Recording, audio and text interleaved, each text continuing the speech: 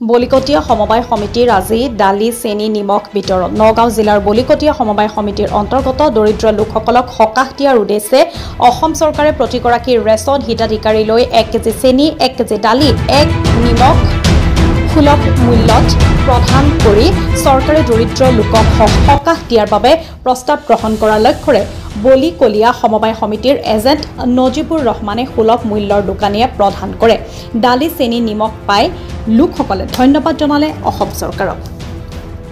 নগাঁৱৰ পৰা মুজাম্মেল খানৰ ৰিপৰ্ট নিভাজ অসম লাইভ এই সুলভ মূল্যৰ দোকানত কি নিবছে লৈছে চাউল দালি চেনি নিমখ চেনি আৰু দালি কেনেকুৱা পাইছে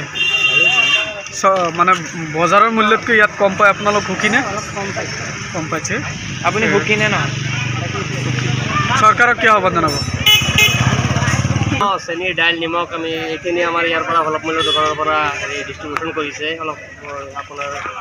মানে কম দামতে পাইছে গ্ৰাহকে বজাৰৰ মূল্যতকৈ কম দামত পাইছে বহুত কম দামত পাইছে চ' গ্ৰাহকৰ কাৰণে ভাল হৈছে চৰকাৰক কি আহ্বান জনাব নাই যিখিনি লৈছে সেইখিনি বহুত ভালেই পদক্ষেপ লগতে আৰু বহুত প্ৰয়োজনীয় যিখিনি সামগ্ৰী আছে আৰু সেইখিনি দিব বুলি আজি কওক আজি ইয়াত যে আহিছে কিয় আহিছে কি উদ্দেশ্য লৈ আহিছে আজি আমাৰ দুজনী আছিলে চৰকাৰৰ পৰা যিখিনি চাউল চেনি নিমখ আৰু দালি এইকেইটা আমাৰ উদগনি কৰিব লাগে যাতে আমি